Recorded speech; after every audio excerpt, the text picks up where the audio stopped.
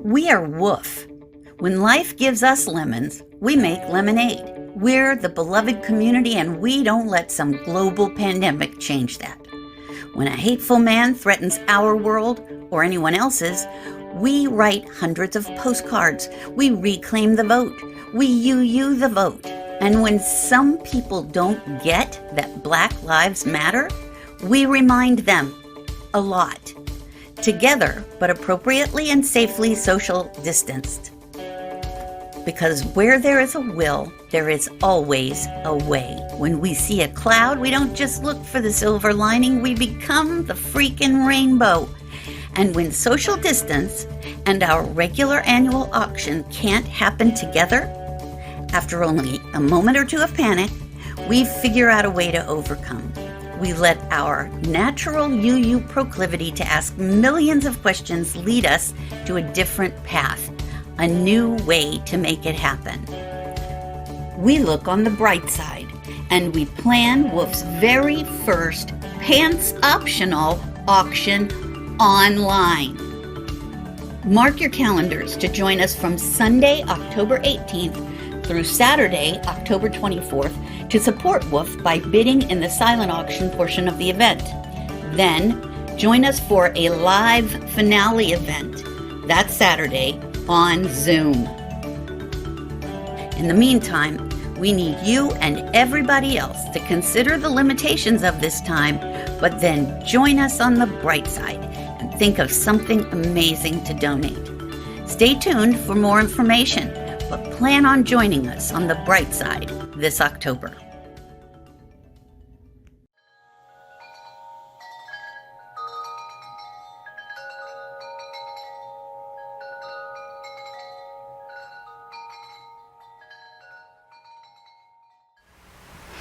Hello, and welcome to the West Hills Unitarian Universalist Fellowship's virtual Sunday service for August 23rd, 2020.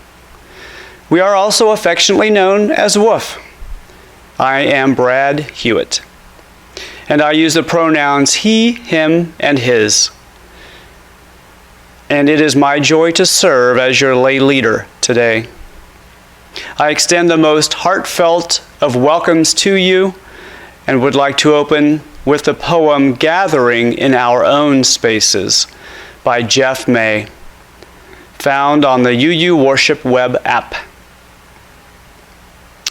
Come, gather, not into common space, sharing a physical closeness we long for, precluded by wise choice, but come, gather into this common time and common space. We need to be together. We yearn for connection. We hunger for the familiar faces of friends, the sound of shared voices, proclaiming who we are, where we are going. That which resonates with our hopes, our dreams, our values. Come, gather. We are here in this space made of spaces, and we share our becoming in this moment. For those of you who receive our email service announcements, you will see an order of service document attached which also lists upcoming events. In the body of the email, you will also see the link to our after-service virtual coffee hour. I hope you'll join us there live at 11:30 to check in with each other, share joys and sorrows, and engage with today's speaker. And now I light the chalice, symbol of our shared and hopeful faith.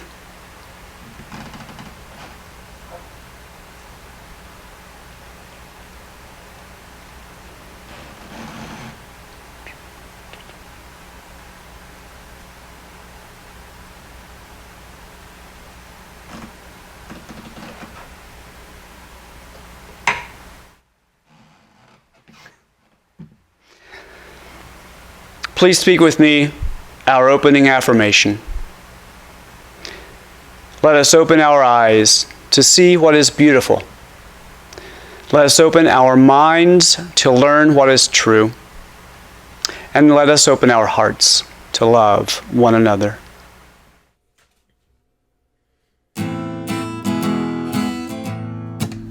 You gotta sing when your spirit says sing. You gotta sing when your spirit says sing.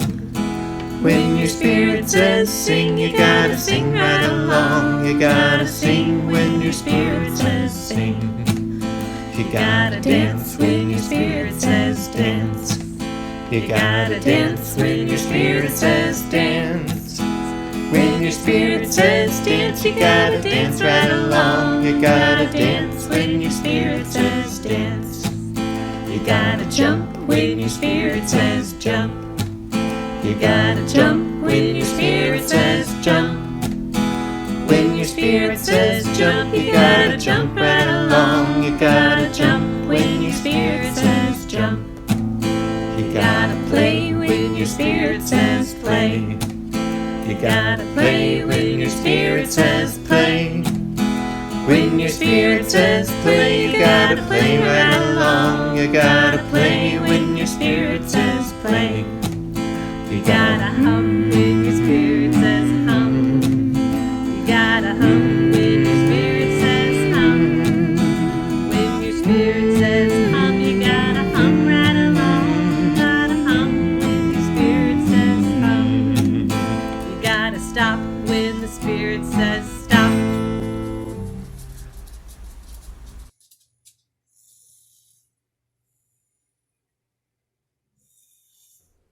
You gotta sing when your spirit says sing. When your spirit gotta sing when your spirit says sing. When your spirit says sing, you gotta sing right along. You gotta sing when your spirit says sing.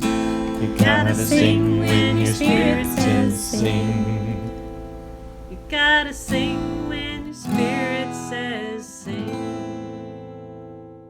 Last Week Tonight with John Oliver presents A Day in the Life of Marlon Bundo, written by Marlon Bundo with Jill Twiss, illustrated by E.G. Keller. Hello, my name is Marlon Bundo, and I am a bunny.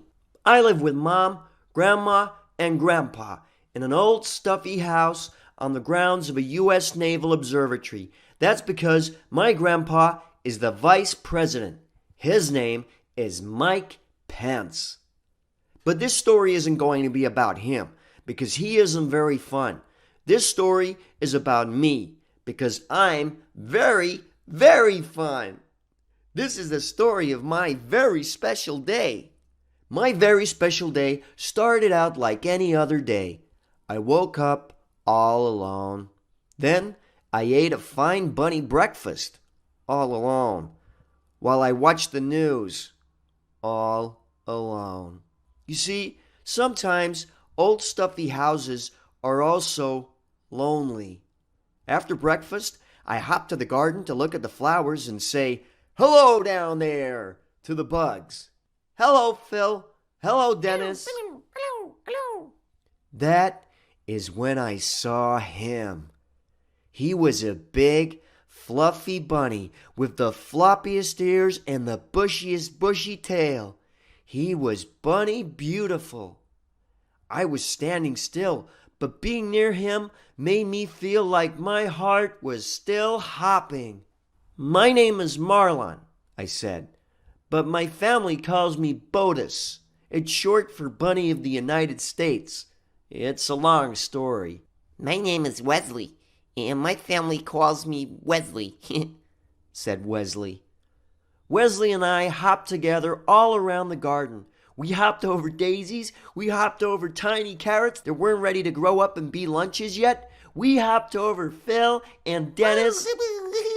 Once we had hopped through every part of the garden, we didn't want to stop hopping. So we hopped right inside the old stuffy house.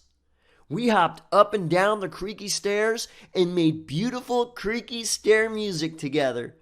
We hopped through the kitchen and maybe left a few bunny prints. We hopped through the very boring meetings with very boring people.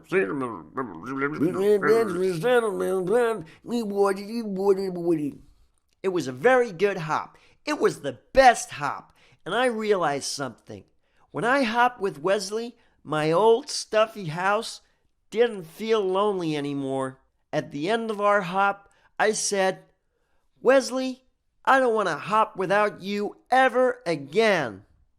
And Wesley said, That's funny, 'cause I never want to hop without you, Marlon Bundo, ever again. and we both said, We will get married and hop together forever. Hello, everyone. We said to all the animals in the garden. Hello, Phil and Dennis the the bugs, and Pumpernickel, who is a badger, and Scooter, who is a turtle, and Dill Pickle, who is a hedgehog, and Mr. Paws, who is a very good dog. Hello, all of you. We are getting married so we can hop together forever. Hooray! Said Phil and Dennis the bugs, and Pumpernickel, who is a badger, and Scooter, who is a turtle, and Dill Pickle, who is a hedgehog, and Mr. Paws, who is a very good dog. Hooray! Said all of our friends, because that's what friends say. Wait! Said a scary voice. You can't get married!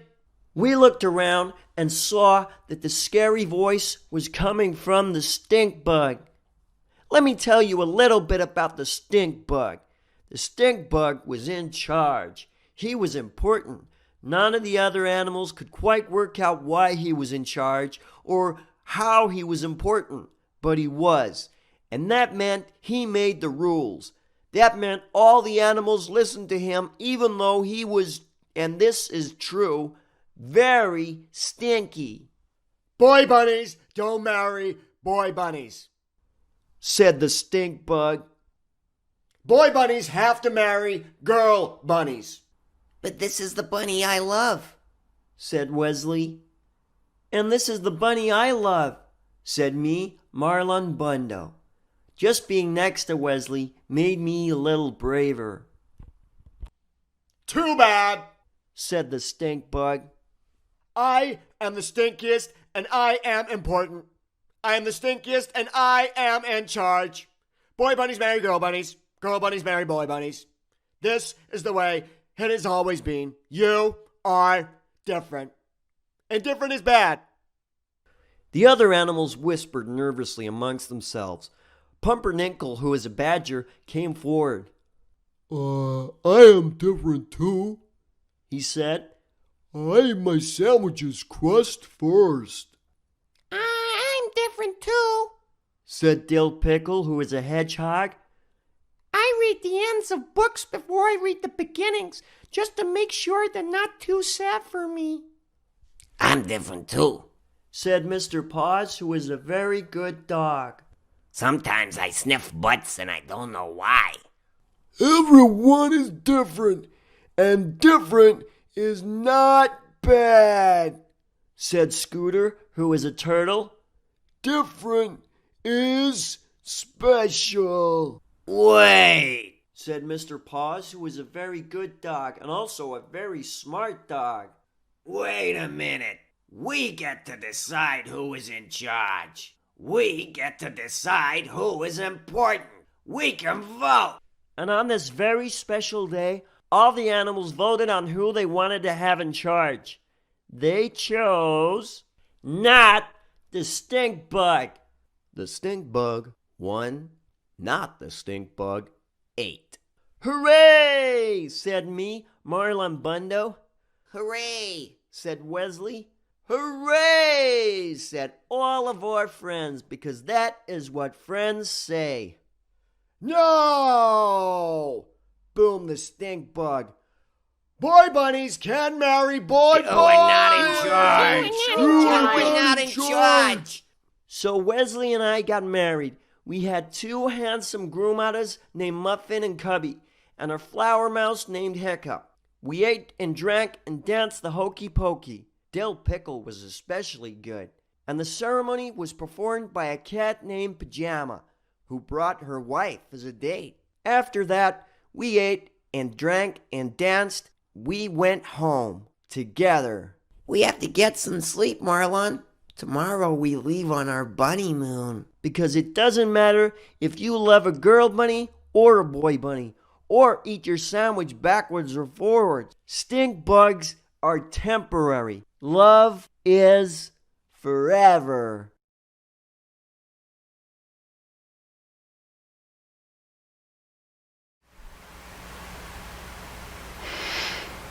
I invite you now to bring to mind or speak the names of anyone you wish to bring into an extended moment of silence for prayer, meditation, or reflection as you may wish.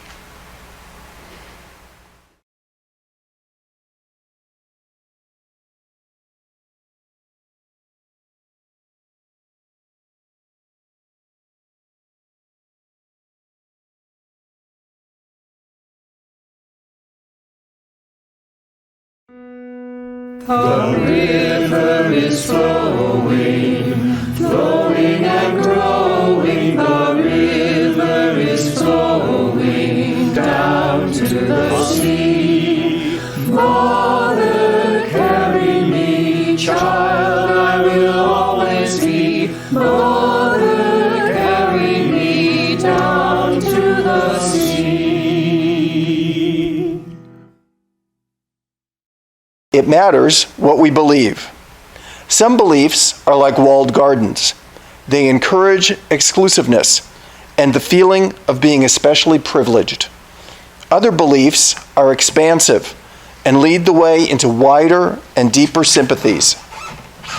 Some beliefs are like shadows, clouding children's days with fears of unknown calamities. Other beliefs are like sunshine, blessing children with the warmth of happiness. Some beliefs are divisive, separating the saved from the unsaved, friends from enemies. Other beliefs are bonds in a world community, where sincere differences beautify the pattern.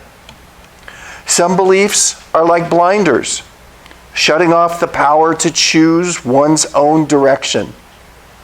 Other beliefs are like gateways, opening wide vistas for exploration. Some beliefs weaken a person's selfhood. They blight the growth of resourcefulness. Other beliefs nurture self-confidence and enrich the feeling of personal worth. Some beliefs are rigid, like the body of death, impotent in a changing world. Other beliefs are pliable, like the young sapling, ever growing with the upward thrust of life. Sophia Lyon Foz. WHUUF member Howard Baldwin comes from a long line of UUs, but has focused on being a committed UU for the last 20 years. He joined WHUUF after moving to Portland 2 years ago in search of more trees and more water. We have both. He is a retired writer and lives in Lake Oswego with his wife and 3 cats. Thanks, Brad. Good morning. We've just been through a very political week, and we're going to embark on another one. It's purely coincidental that we scheduled this sermon for the weekend between the political conventions, but we have. If you're sick of politics, turn off the computer and go do something else.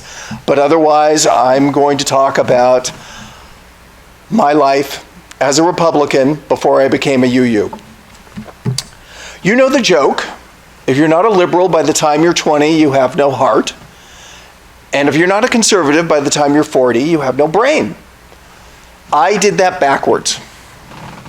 When I turned 18, I registered as a Republican. I broke my poor mother's heart. I was a Republican through the second Bush administration, though I did have a Republicans for Kerry bumper sticker on my car. I am not, I'm happy to say, a Republican anymore. I am a registered Democrat, and the Unitarian Universalists had a lot to do with that. Looking back, if there's anyone unlikelier to be a Republican, it was me. People ask, what's in a name? Well, the names in my family point to being very, very liberal. Let's start with my mother. She was born Louise Michelle Swire in Albany, New York in 1921. That's right. From the time she was 7 until she was 11, my mother lived across town from Governor Franklin Delano Roosevelt. But if you know your socialist history, you know that Louise Michel was a famous socialist and anarchist in France. My grandfather was a Russian socialist who fled the country prior to the Russian Revolution, 2 steps ahead of the Cossacks, as family lore would have it. He named my mother after Louise Michel. He maintained his socialist tendencies when he arrived in America and supposedly knew anarchist Emma Goldman personally. Then there's my father. My father was born Norman Burton Levy in Port Chester, New York in 1920. Family lore has it that when my father applied to college in 1936, he was rejected. He was a good student, though, and when he asked a teacher why he'd been rejected, the teacher suggested that the college had already filled its Jewish quota. In order to deflect anti-Semitism, my father changed his name. As a youth, he had met, befriended, and corresponded with Roger Baldwin, one of the founders of the American Civil Liberties Union. That's why he legally changed his surname to Baldwin. My given name is Howard Roger Baldwin. And if you don't think it was weird being a Republican named after one of the founders of the ACLU, you're wrong. So how did someone with that upbringing end up voting for Reagan, the Bushes, Bruce Hershenson, Pete Wilson, and other names that will live in infamy in California and national politics? It's like this. I believed, and still believe, in the individual. I believe in anyone's ability to achieve the American dream. I grew up in Palo Alto, California, in a neighborhood of about 40 houses. It was nestled between a meandering creek, an orchard, and a Southern Pacific spur line. In this little neighborhood, there were 2 black families. In one, the father was a dentist. The other black family owned the senior citizens' home next to us. We called it a rest home in those days. I suspect that they were richer than we were. I didn't see obstacles for minorities. I saw opportunities. When it came to education, there were community colleges and scholarships. As Silicon Valley boomed, the idea of not being able to find a job seemed far-fetched. Like a good Republican, I also believed in the idea of limited government, that Washington should keep its nose out of people's lives. There were 3 major areas where I believed the government should keep its nose out of: wombs, wallets, and bedrooms. And that, as I'm sure you can guess, is where my resolve started to crumble. Let's talk about wombs.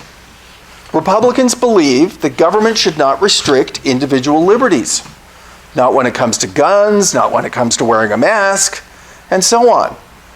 But there's this exception. They don't believe women have the right to decide what to do with their bodies. Now, I really don't have a say in this because I wasn't issued a uterus. I've heard enough horror stories, even within my immediate family, to know that it can actually be pro-life to terminate a child whose life will be without hope. Let's talk about wallets. You know this argument. I made the money, I get to keep it. Unfortunately, the older I got, and the more that I wrote about international business and globalization, the more I realized what government contributed to the making of those fortunes. You may have manufactured the goods, but you shipped them on asphalt the government poured and waterways the government maintained and through airports built with tax dollars. You may have invented the process, but it was the U.S. Patent Office and the Securities and Exchange Commission that protected your investment, kept it free from theft, corruption, and whatever. You don't like paying taxes? No problem.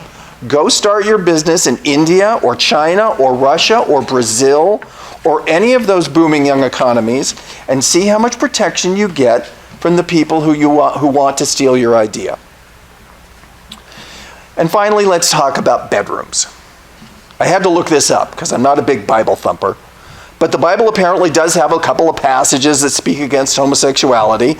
Apparently Romans 1:26 and 1:27, although they're not really very straightforward. However, the Bible also speaks against divorce and adultery. Our last 4 Republican presidents have had 7 wives between them.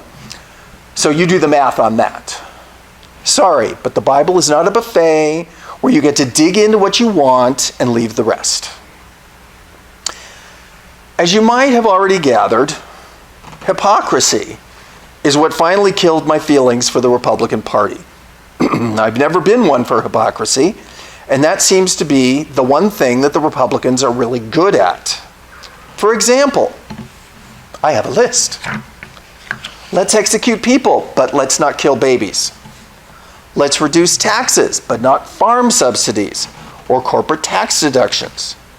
Let's vilify the LBGT community, but let's also elect a president with the morals of a stray dog and heat.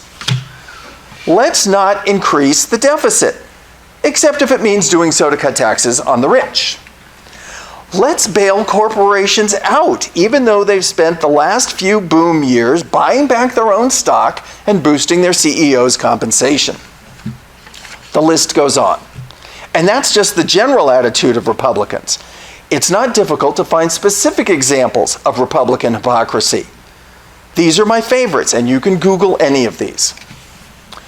Former New Jersey Governor Chris Christie is against debt-free college, even as he talks about his dad putting himself through college on the GI Bill. Former Republican presidential nominee Mitt Romney talks about how we shouldn't tax the rich so they can invest in the American economy. But where did he put his money? In offshore tax shelters in the Cayman Islands and Switzerland. And former House Speaker Paul Ryan, when he was running for vice president with Romney, blamed Barack Obama for the shutdown of a General Motors plant in Janesville, Wisconsin. But the plant actually closed under President George W. Bush. Ryan actually asked for federal funding to save the plant. I especially like that one because I got it from Fox News' website. So which came first? Becoming a UU or becoming enlightened? I have to admit I was becoming enlightened before I became a UU. I went looking for the warmth of a religious community, but I started with the Unitarians because my father had attended the UU church in Palo Alto for a while. Roger Baldwin was also a Unitarian. My father became involved with the UUs in the 1960s. The state legislature had passed a law that essentially legalized redlining in neighborhoods, giving homeowners the right not to sell to minorities.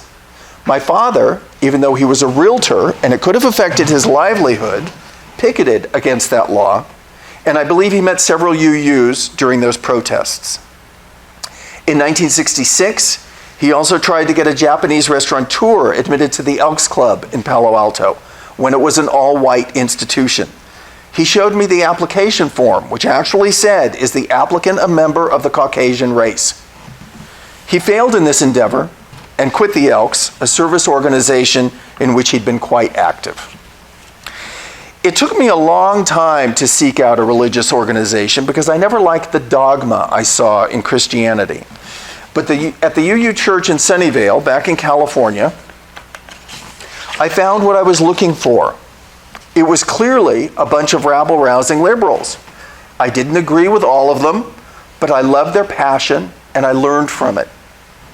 In fact, there was a woman named Betty whom I especially liked.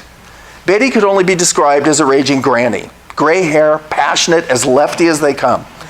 Interestingly, one of the other members once gave me insight into UU politics using Betty as an example. At General Assembly, I was told, Betty is a moderate. But what struck me most about UUs is that they believed in the teachings of Jesus without believing that Jesus was divine. I liked that, and I learned a lot. Listening to the sermons and my fellow UUs, I learned or relearned what Nick Carraway's dad had said in The Great Gatsby. Not everybody had all the advantages that you did. I learned that it wasn't enough to have the opportunity to go to college because not everyone had the family structure that encourages or believes in the ability to go to college. I came to realize that the adage, "It's not what you know, it's who you know," was really true. It was hard for people who started out on lower socioeconomic rungs to climb higher on the ladder without connections. I came to believe that we need a strong government to do collectively what people or even corporations can't do individually. Build cities, deploy infrastructure, both real and virtual, protect human rights, balance the baser instincts of capitalism. I still believe that there are horrible examples of how the public sector wastes money, but I've come to believe that we know more about this because we demand transparency of government. Anybody who's ever worked in the private sector has seen just as egregious wastes of money, but they're easier to hide from view. I especially remember one day in particular, during my journey from being a conservative to being a liberal, our minister in Sunnyvale took a moment to recognize the passing of Attorney General Elliot Richardson, who resigned rather than fire Watergate Special Prosecutor Archibald Cox.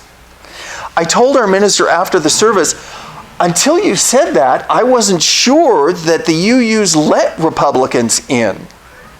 And the minister said, of course we do. How else are we going to change them? And change I did. I knew I was pretty much way far away from being a Republican when I realized in 2016 that I agreed with all 5 of Bernie Sanders' campaign pillars. And as time has gone on, I've come to question conservative principles more and more.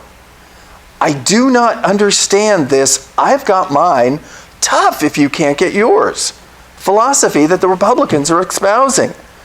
They talk a lot about making America great again, but I don't see that happening. There was a letter to the editor in the Portland Oregonian last week from a suburban housewife warning Democrats not to pigeonhole her as a Biden supporter. She vehemently wrote, "I believe the primary function of government is to provide safety and security, maintain law and order, protect civil society, and get out of the way of individual liberty." Her letter horrified me. Safety and security for whom? Not for George Floyd or Breonna Taylor. Maintain law and order for whom? For only people who look like her and have the resources to take care of themselves, but not those who are struggling or people who freely assemble to shine a light on injustice? Civil society for whom? The civil society she supports says to hell with others' health because they don't want to wear a mask in the middle of a pandemic. The last word of the last line of the Pledge of Allegiance, with liberty and justice for all, does not have an asterisk next to it, as much as the Republican Party seems to want to put one there. On the other hand, I really don't want to represent Republicans as the other, as some sort of bastion of evil. Some of my best friends are Republicans. Some of them have gone through epiphanies like me. One of them actually set up contributions to Elizabeth Warren's presidential campaign. But another friend of mine, a supporter of the president, grew up in rural Colorado. His high school friends probably stayed there and remained farmers. He truly is a paragon of the American dream. He used a scholarship from Coors to go to Stanford, study physics, and eventually become a CEO of a technology company. I know him to have a heart of gold for his friends because there was a difficult time in my life when he was as strong a support for me as he is now of the president. I don't understand it, especially since this friend's father worked for the county his whole career. But he is my friend. I guess in order to be an ex-Republican, you have to go through being a Republican, so I have to believe there's some hope for him. In fact, I have to believe that there's some hope for all of us. Let me wrap up by telling you about the America I grew up in and the America that being a UU showed me. I look at America as a commonwealth. People seem to have forgotten the definition of that word. It means a community founded and maintained for the common good. It's like Jimmy Stewart said in Mr. Smith Goes to Washington. I wouldn't give you 2 cents for all your fancy rules if behind them they didn't have a little bit of plain, ordinary, everyday kindness and a little looking out for the other fellow too. As I became more committed to being a UU, I started thinking about the philosophy of what government does right. I crafted something that I call the vulnerability principle. It's very simple. Why do we give pedestrians the right of way in a crosswalk? Why is the speed limit 25 miles an hour around schools? Why do we set aside parking for the handicapped? Why did we enact programs such as Social Security and Medicare? Because America as a society, as a culture, has made a solemn commitment to protecting the most vulnerable among us at exactly the moment they're most vulnerable. I think about the vulnerability principle, and then I think about the principles my former party promotes. Every man for himself. That's not going to make America great again. As a matter of fact, it's as anti-American a sentiment as I've ever heard in my lifetime. And I only learned that when I became a UU. Thank you. Strange and foolish walls. The years of all of us are short, our lives precarious. Our days and nights go hurrying on, and there is scarcely time to do the little we might. Yet, we find time for bitterness, for petty treason and evasion.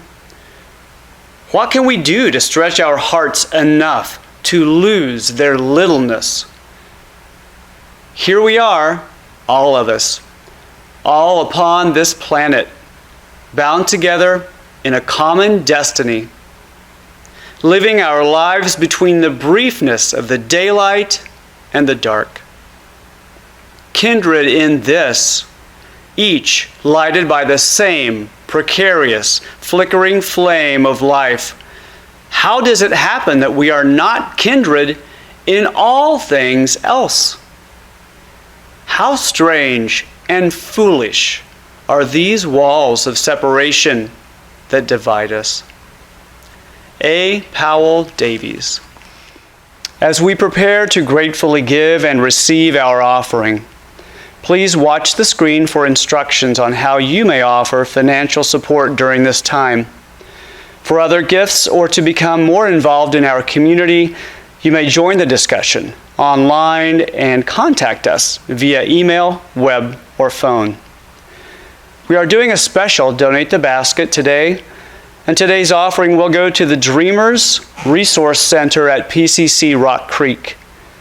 The Resource Center provides opportunities for scholarships, tuition, support, and academic mentoring to the 150 to 300 DACA recipients who are enrolled at Rock Creek. Donate the Basket runs through the months of August through October. Any donations you make will be added to the basket during this time. When you do complete your online offerings, if you would please fill in the section where it says Donate the Basket, that does help us track it. You may also send a check to WHUUF, and please write Donate the Basket on it if you remember to. We are reminded that love built the fires we are warmed by today, and love planted the trees that shade us. WHUUF exists because of the generous spirit and commitment of those who came before us, as our future health depends on the dedication and commitment of those here now. Whether you show your love with a monetary offering or other gifts that you have to share, we are grateful. Please speak with me our affirmation of gratitude and giving. Let us be grateful when we are able to give, for many do not have that privilege. Let us be grateful for all those who share their gifts with us, for we are enriched by their giving. And let us be grateful even for our needs, so that we may learn from the generosity of others.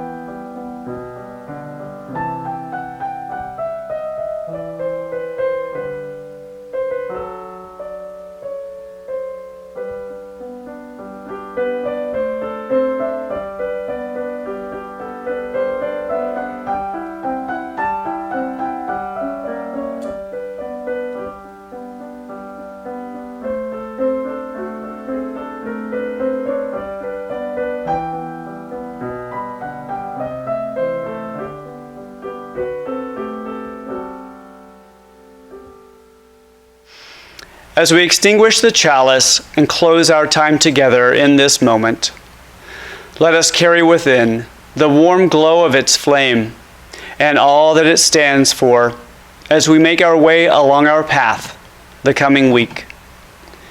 May we meet again in a spirit of peace, compassion, and love.